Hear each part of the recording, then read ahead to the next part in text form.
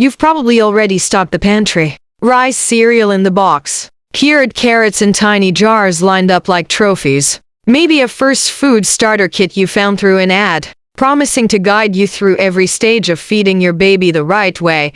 Here's the contrarian truth pediatric nutrition researchers keep circling back to. A lot of that lineup, the rice cereal especially, isn't actually the ideal starting point most parents assume it is. In fact, some of the foods we've treated as safe defaults for decades turn out to offer your baby very little compared to what's sitting in your own kitchen right now. That doesn't mean there's no right answer. It means the right answer is smaller, simpler, and stranger than the baby food aisle wants you to believe. Researchers studying infant nutrition and allergy prevention, including teams working with groups like the American Academy of Pediatrics, have spent the last 2 decades quietly rewriting the rulebook on what and when babies should actually eat. Some of their findings directly contradict advice parents were given just 1 generation ago.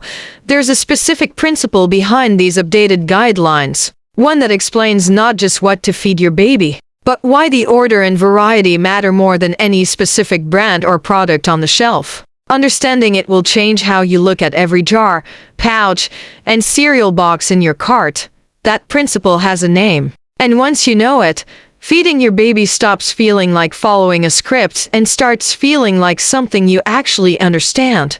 The principle is this: variety and nutrient density matter more than any single perfect first food. Your baby's growing brain and body need iron, healthy fats, protein, and a wide range of textures and flavors, not a narrow rotation of bland, low-nutrient purees. Rice cereal, for instance, offers very little iron or fat compared to what a baby actually needs at 6 months. Right when their iron stores from birth start running low, picture your baby in the high chair for the first time. You've got a spoon of cured sweet potato ready, but instead, imagine offering a small, soft piece of avocado or a strip of well-cooked, seasoned meat they can gum and explore. Their eyes widen. Their hands reach. They're not just eating, they're discovering texture, taste, and the beginning of independence. All at once, research on early infant feeding has found something genuinely reassuring for tired parents, introducing a wide variety of flavors and textures early, including allergenic foods like peanut,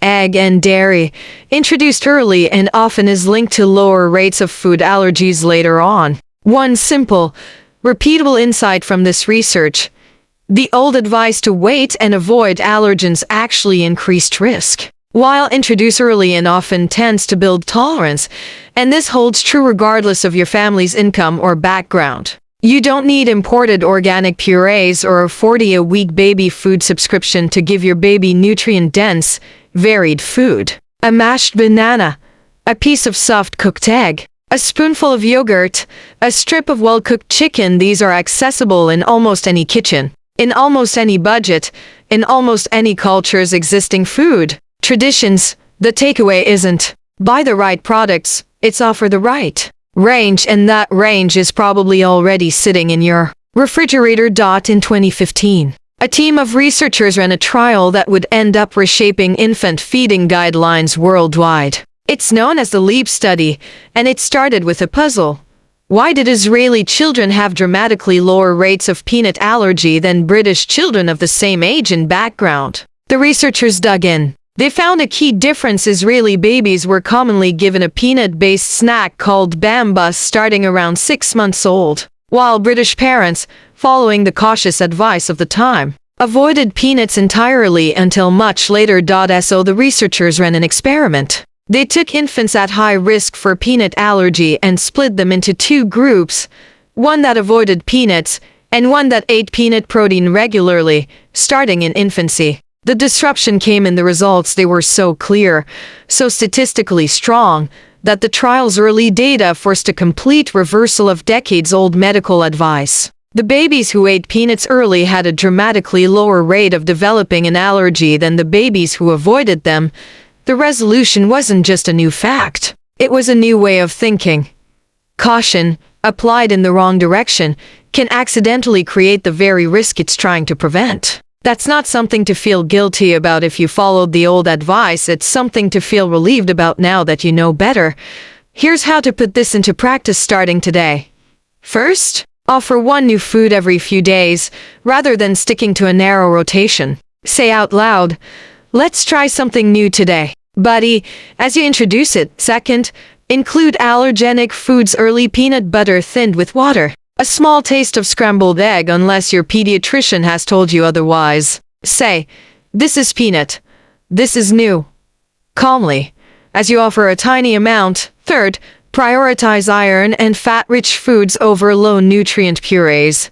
Meat, egg yolk, beans, full-fat yogurt. Say, "This one's going to help you grow strong," as you serve it. Fourth, let your baby explore texture, even messily. Say, "You can touch it. That's okay." And mean it. Somewhere out there is a baby food subscription box promising perfectly balanced, chef-designed purees delivered weekly for $50 a month. There's a feeding app that tracks every gram of protein your baby eats and sends you alerts if you're falling behind. There's a blending gadget marketed specifically for making nutritionally optimized baby meals. And here's what the research actually supports. A mashed egg yolk from your own stove. A strip of soft-cooked chicken from dinner. A spoon of plain yogurt. These outperform almost anything in a jar. Because they're fresher, more varied, and free from added fillers. The real driver of your baby's nutrition isn't a product. It's you, in your kitchen, offering real food, again and again, with patience for the mess that comes with it. If you've made it this far, if you're thinking this carefully about what goes on your baby's spoon, you're already doing exactly what the research says matters most. You're paying attention. You're willing to learn and adjust, even when it means undoing advice you were given with total confidence a few years ago. That's not a small thing. That's the whole thing.